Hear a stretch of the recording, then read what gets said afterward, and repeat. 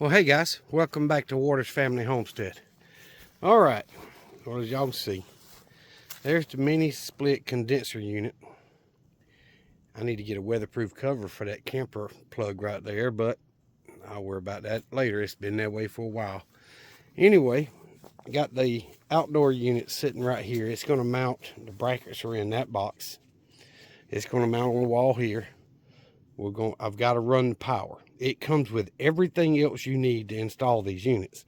The line set, or the part that moves the refrigerant, is in this box, and the drain lines and the insulation and all that. So it's all in that box. Then it comes with the pigtail that goes from the disconnect to the unit, and extra drain line and all that good stuff. So it's here. I've got to get the brackets mounted to the wall. They lag bolt into the studs, and then get the air conditioner set up there, the condenser, and then inside I got to drill through to run the line set and the communication wires from the indoor to the outdoor. And I'm also going to use that same hole to run, or at least I'm hoping to run the power wires from inside to out here. All right, so that's the larger one. That's a 1 ton, 12,000 BTU. Let me pause this. Nah, I ain't gonna pause it. All right, so the next thing I've got to do, the reason I'm not running the wire outside is because I'd have to run all the way across the back of the house, all the way around here, and then over to the panel box here. And my panel box is full because of all the outbuildings. I've got the old 10 by 20 building, the 10 by 16 mini barn with lean-tos, and then the building out on the shop, plus the pump house with the well in it. So I don't have room to add 2 more 20 amp circuits out here. At least I don't think I do. All right, actually I just looked inside the box. I've got some tandem breaker in there. So I've actually got a double 30, which I can pull the bracket off and make them single. But it says maximum breaker is 25, but these things aren't going to draw but about 8 to 10 amps. So I was going to run them on a 20, but I could run the wire outside to here. I'd have to get outdoor wire, or either run PVC conduit and run it through there. And that's, it might be easier than running it to the inside. Because I know to go from here inside is going to be tough, because the pipe that goes through the wall to the indoor panel box is just about full. Chickens don't know what to do with the grandchild out there playing with this soccer ball. But anyway, so here's the 3/4 ton or 9,000 BTU unit over here. So it's going to mount on the wall here. And of course the air handler will be up higher up in the bedroom on that wall. So it's fairly simple install. It comes with everything you need, including the 30 amp disconnects. The line set's pre-charged, the units are pre-charged. So it comes with everything you need except the power to run them. And it comes with the wire from the disconnect box to the unit, but you know, every house is different, so they don't know if there's power there or not. So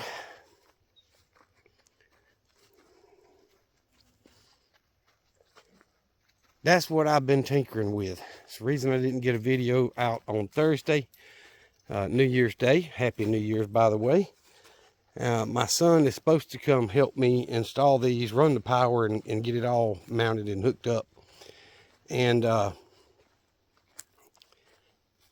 you know, he's still younger, not young, but younger.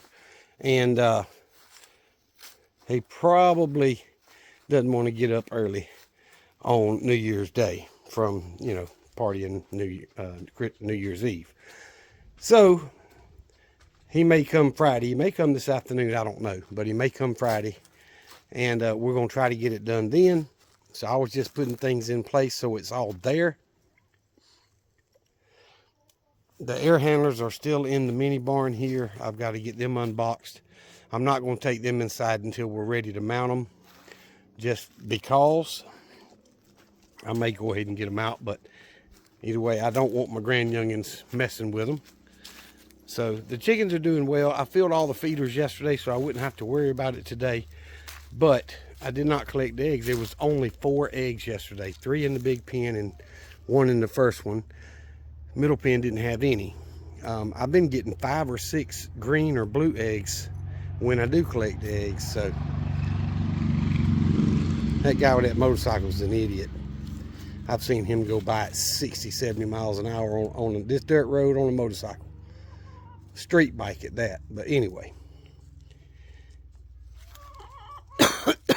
Excuse me. Chickens are doing well. They are well taken care of. It did get down to about 33 or so last night. That was early morning, really. But their lights came on early last night and stayed on. They come on about 35 and stayed on till, you know, well after sunrise this morning. And they hang around in the pen. It's warmer in there with 3 walls instead of out here. But they're all doing well. So that's the reason I didn't get a video out Thursday, guys. Y'all will see this one as soon as we get done with the install. I will show you the finished product when I'm done.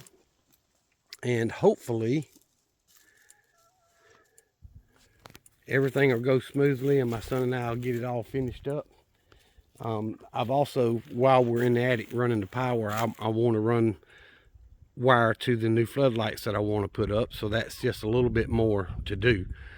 So we'll just see how that works out. But that's what I'm working on. So I'm not going to finish this video here. I'll have to edit the pieces together. But I will show y'all for you in just a few seconds. For me, it's probably going to be another day before I finish the install on these. But I'm switching from my window unit air conditioners that I've used for 14 years. I've replaced them a couple times, or at least once, to these mini splits, because the mini splits will put out heat for the same amount of power it's doing the cooling, which is a lot less than the electric heat that I've been using. And it draws less power, therefore I can run it easier on my off-grid power system. So this is going to save me power consumption and heat and cool the house more evenly all the time. So that's the reason I went with this. And hopefully it's going to do what I need it to do. And then when I get to the solar and get it all done, it should be able to handle everything no problem. And we'll go from there. Thank y'all. I'll be back in just a minute for y'all. All right, guys. So it is Saturday and we've got rain clouds and then dry, and like the sun shining right now. Anyway, we got this done yesterday. So I was wrong about the line set being pre-charged. I thought that's what it said when I ordered them, but so that means my son's helping another guy that does heating and air, and he's gonna bring a vacuum pump this afternoon, and we're gonna pull a vacuum on the line set. And I'm going to have to get a line set cover to cover the line set. You see, I've got it wrapped with the tape that comes with it and then black tape over that. I'm going to spray foam the holes and caulk around the flange, make it look a little bit nicer. And I got to get some Liquid-Tite or this stuff here for the wire coming to the disconnect. And the disconnect they sent is a fusible disconnect, but they did not send any fuses. So I've just got them wired straight to where it'd trip the breaker if something was wrong. But they're ready for the vacuum to be done on them. This is the 3/4 ton, the 9,000 BTU, and I left the line set back behind it. I could pick it up and move it more, but it's not going to hinder the air intake on that unit enough to even matter.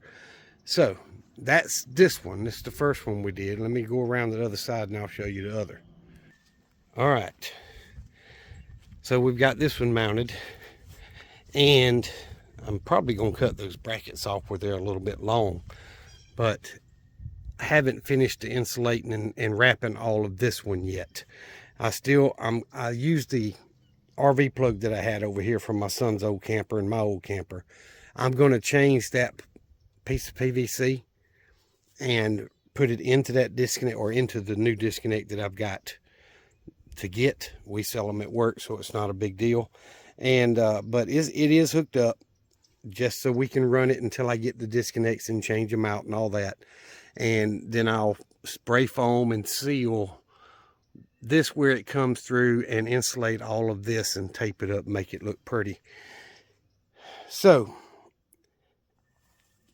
is it the best job that could be done? No, but I'm not done with it yet.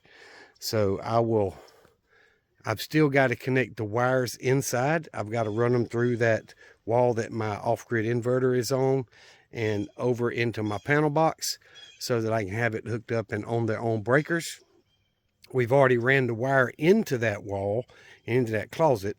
So this morning I've been in there getting all the junk out of there, cleaning it up, so I can get in there and make a mess, drilling through the boards and running the wire over into that panel box. So it's just a process, and I'm not trying to get in a big hurry. And I do have enough wire in the boxes and all that stuff to go ahead and do the receptacles and stuff once I get in the attic. It got too late yesterday, and to be honest, my body started cramping on me and I wasn't feeling it. So I'm hoping today will be a little bit easier on me, and we can get these things started up. I just realized this one, the sheeting's sticking out a little bit. There we go. So I'll zip tie all that stuff up so that it's supported and not pulling. But anyway, this is the 1-ton unit here. Should not be a problem. I do have to pull. When I did this professionally, we brazed all our line sets. I used the flare nuts that was on these, and it came with extra nuts if I wanted to put more flare nuts on it, or flares on it. And I do have a flaring kit, but I didn't see a need in it. We've got them pretty tight. I'm pretty confident they're not going to leak. We'll find that out when we pull the vacuum. If the vacuum pulls down to where it should be, then, and holds it, that tells you there's no leak. But you notice I've got it much higher off the ground than most people do, and that's so I can come by with the mower and the weed eater and all that, and my mower won't be throwing it directly into it and all that good stuff. We did take the 4-inch lag bolts and put them through the wall into the studs of the wall, so it's not going anywhere, and they are bolted down to the brackets, so it's not going to go anywhere. They don't weigh that much either. I mean, I can pick them up pretty easy. But so I've got to change all that out. It's good enough to get it running and know that everything's right, and then I can change the wiring later when I get all the stuff that I want. So a little bit disappointing, the line set not being pre-charged. I know the Mr. Cool brand sells them with pre-charged line sets, and there's some other brands that do, but it is what it is. It didn't come that way, and I thought for sure that it had that listed. But other than that, it came with everything else that we've needed, really. And a lot of extra, to be honest with you. It came with a lot of little stuff, you know, extra insulation for the line sets. It came with putty you can stuff in and seal up your holes and all with up there. I don't use all that stuff. I'm going to spray foam the hole because my house is spray foamed anyway. And then I'm going to caulk it with some brown caulk around the edge and make it watertight. And then I'll wrap the line set and all that. So I'm probably going to pull that line set over this way toward the disconnect so that it'll be out from behind it a little bit more. But it's not close enough in there to hinder the airflow. So anywho, that's an update, and I'll do the rest of the video when we get them up and running. All right, guys, another quick update. I didn't like them being that close to the wall. Yes, they had enough room for airflow, like I said earlier in the video, but I just didn't like it being that close. The more room you got for airflow, the more room you have if you need to clean the coils and such, which you should do 2 or 3 times a year. Where I live on this dusty dirt road, it's probably going to be 4 or 5 times a year, because that red dirt gets in everything. So I slid the whole unit out to the edge. Now, I bolted the front 2 feet down through the bracket holes. The back didn't line up, so I used long self-tapping screws and went through the foot of the unit into the bracket so it can't move. It's screwed down with self-tappers, and it's got 2 of the bolts on the front side. It does not move at all. It's pretty doggone solid. Now, we do have the rubber feet between the bracket and the house, so that gives me a little bit of vibration protection there. And I did get the line wrapped and taped.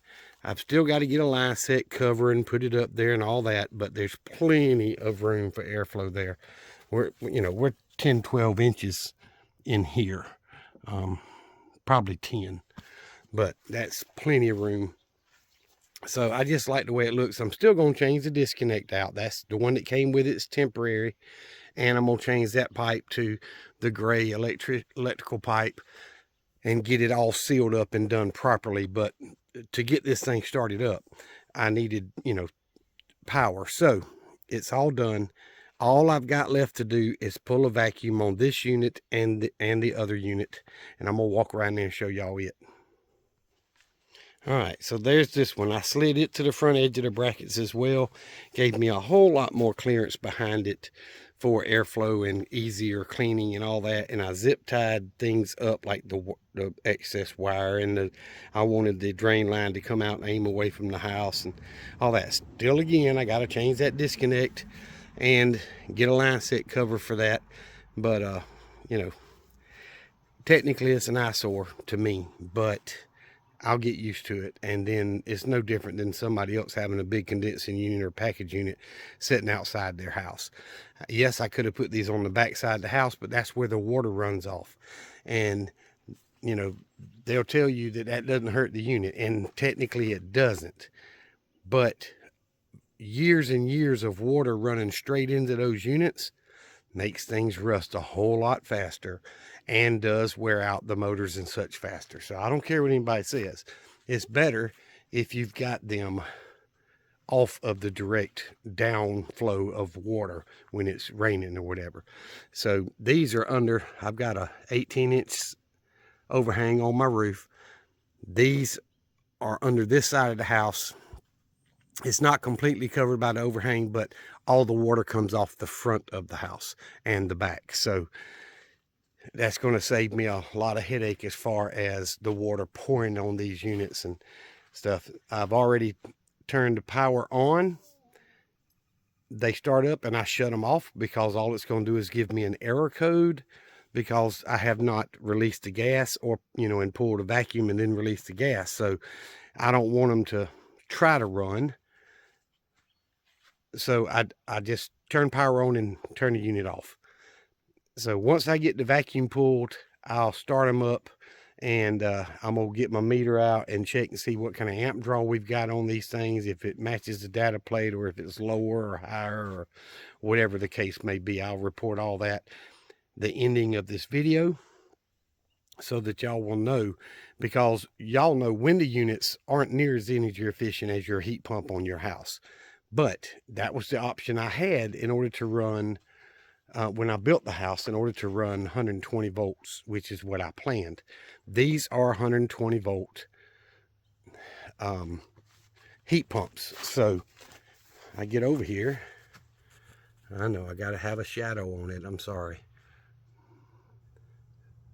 If it'll focus for that for y'all, that'll show you what kind of what it's rated for. And this is the small one. This is the 9,000 BTU. The other one is 12. This is rated for a minimum of 16 amps. The other one's rated for 17. And I don't, normally these things use less than half of what they're rated for. So we shall see when I get them started up. But I'm still going to spray foam the holes and caulk around them, change out the disconnect, add line set, cover, all that stuff. It may take me a little while, but it's operational now. So we'll see how it works. I'll get back with y'all when I finish this video. It's probably going to be after the vacuum pumps vacuums are done with the vacuum pump, and we release the gas and start them up and show y'all, what the actual usage is on electrical amps. And then of course I'll show y'all once I get all the little fine tuning stuff done. But just wanted to do another update. There you go. All right, guys, that's what I was waiting on. I had to order the adapter so I could connect to the mini split, which I did. And I got it in Thursday. And then I was having trouble. I didn't ask my brother, but I was having trouble borrowing a vacuum pump so I could pull a vacuum on the line set. The air handler I know is good. It was pressurized when it came, and it had pressure, so it didn't leak. So all I'm really pulling a vacuum on to check is the line set. And as you can see right there, I'm down to 623 microns now, and it's not done yet.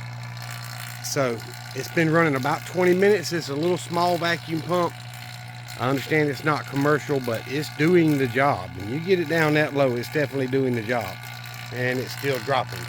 So that's what I'm waiting on. I'm going to finish the vacuum on this side, and then I will release the refrigerant, which will be released on the liquid side, and then I'll open the suction side. Both of them open all the way, put the caps back on them, and this one will be ready to turn on.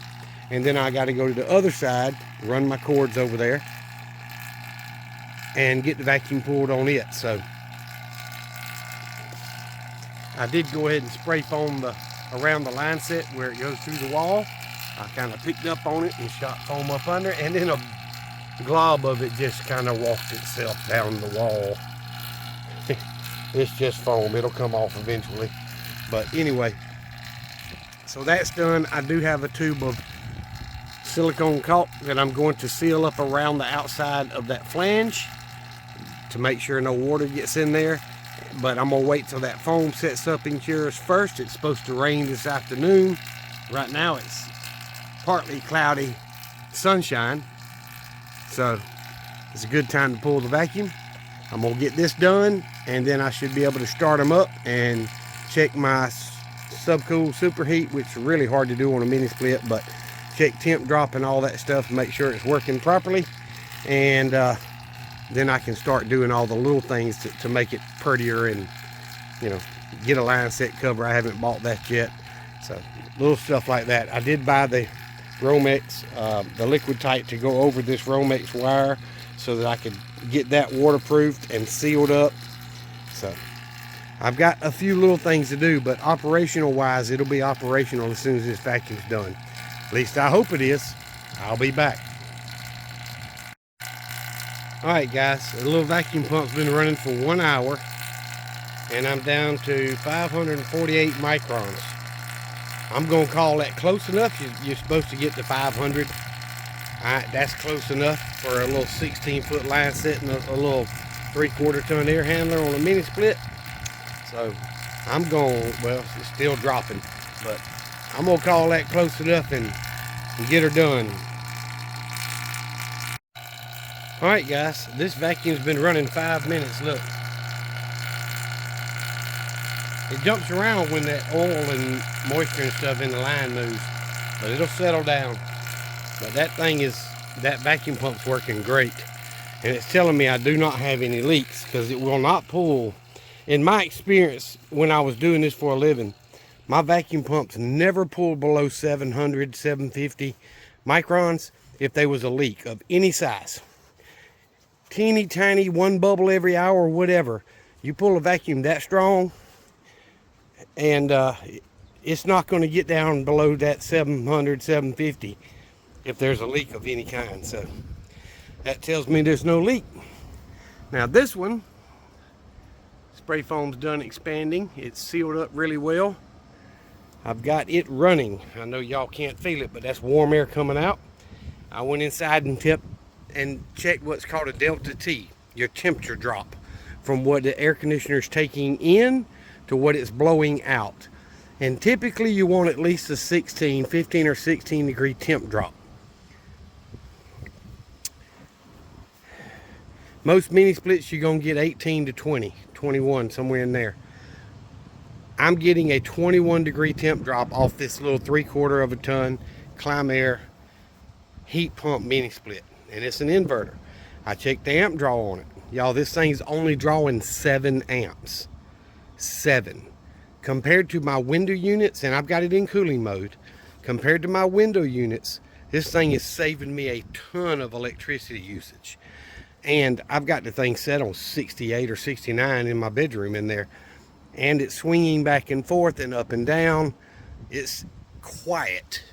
The wind may change it, but y'all, this thing ain't making enough noise. I can hear it anywhere. So, plus I used the rubber feet that they sent and put it behind the bracket so it'd be a little bit vibration resistant up against the house. But this thing is quiet. It's not vibrating at all. I mean, I'm very surprised that a unit this cheap is doing this well. Now, how long it'll last, I don't know. But guys, for $440, which is about what this 3/4 ton 9,000 BTU unit cost. Now, plus you got to pull a vacuum. So if you don't have that tool, which I just spent close to $100 getting one, and you don't have gauges and all that stuff, you're going to have somebody that does come do it, and that may cost you a little bit.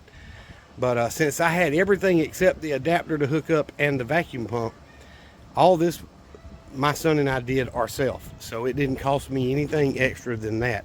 And I'll reuse the vacuum pump and the adapter many times. I got a friend of mine that I borrowed a vacuum pump for 6 months ago and went and pulled a vacuum on a mini split he put in. He's an electrician, so on his own house, and now he's building a shop and he's going to be putting those in his shop, and he wants me to come pull a vacuum on the new ones when he gets done with them. So, you know, of course I will. He's a friend of mine. I don't charge him nothing. But so the vacuum pump really doesn't go into the cost because it'll be used a lot more than just twice. But either way, I got the vacuum running on the 1 ton, which is between the living room and kitchen, and I've got the bedroom one already running. I'm going to check the heat a little bit later and see what kind of heat output we get out of it. Tonight it's still going to be warm, but with this rain coming through, the storm coming through, we're projected to be down to about 30 degrees Sunday night or Monday night, one of the two. Of course, they change it all the time, but if it gets that cold, I will need heat, and hopefully I won't have to run the electric heat. All right, I'm gonna get off here until the other one's done. I'll be back. All right, guys, here it is. Look, I'm fixing to close this one off. The vacuum down to 295 microns. It's still dropping. That's below where it needs, you know, has to be. But the lower, the better. You can't have too much of a vacuum. So I'm gonna go ahead and close my gauges, shut this one off, and release the Freon and see if she'll start up and run for me. So I'll be back. All right, guys. There we are. You see, I got that in spray foam too. I'm still going to caulk around it to make it waterproof. And it's just now coming back on. I switched it from cool to heat. It does not have electric heat strips. It is a heat pump only. But I had about 17-degree heat rise on this one, and about 18 degrees heat rise on the one in the bedroom. This is the 1 ton. The other one is 9,000 BTU or 3/4 ton. So I'm still going to replace that wire and that PVC. I've already bought all that. I just got to get it done and finish all that, but it's working. They've got really good temp drop, which I'm pleased with. I've been monitoring the amp draw on both of them. Even though they're rated for 16 and 17 amps, the most I've seen them draw is 5.6 amps. That is very, very good. And that was in heat mode. In cooling mode, the bedroom was averaging right around 3 amps. And the living room kitchen one was averaging right around 4 amps. So basically, 2 mini splits running for a total of about 7 amps in cooling mode and right close to 9 amps in heating mode for less than one of my electric heater draws in amperage, and less than one window unit drew in amperage to cool my house. So that's going to make it easier on my off-grid power, and it's going to save me a lot of headache as far as this will keep they stay on. This will keep the house a certain temp, and I don't have to worry about it. So I'm pleased with it. I got to do all the little fine things to button it up and finish and all that. Most of what I need to buy except the line set covers I've already bought. You see the PVC pipe laying here. That's going to replace this piece, and I've got the LB and the elbow, all the stuff I need to get it put in that box the way it's supposed to be. The biggest negative about these units, this one was about $540, so together they were close to $1,100 with tax and all that stuff. The biggest negative is they send a disconnect that is a fusible disconnect. I was going to show you, but I'm not going to open it. So, and it's a 240 disconnect, although these are 120 volt units. They did not send any fuses with it. So we sell that at work. So I bought a couple fuses and I brought them home. When I get all this changed out, I'm going to put the fuse in there and get it fused like it should be. And the disconnect will work and shut it off if it needs to be shut off. But I mean, it's on a breaker by itself right now, so that's fine. But I'm pleased with it, guys. I appreciate y'all following along. I know this is going to end up being a pretty long video, but I'm very pleased with my little Climb-Air mini splits, 1 ton and a 3/4 ton. My son and I put them in one day basically, and that includes running new wire and all that stuff. So you can do it if you've got some kind of electrical background knowledge. The refrigeration part you may have to get help for, but you know, I have my own gauges and all that stuff, so it wasn't nothing for me. But either way, guys, thank y'all for watching. Remember what I always tell you: Jesus Christ loves you, and so do I. Y'all be safe and be prepared.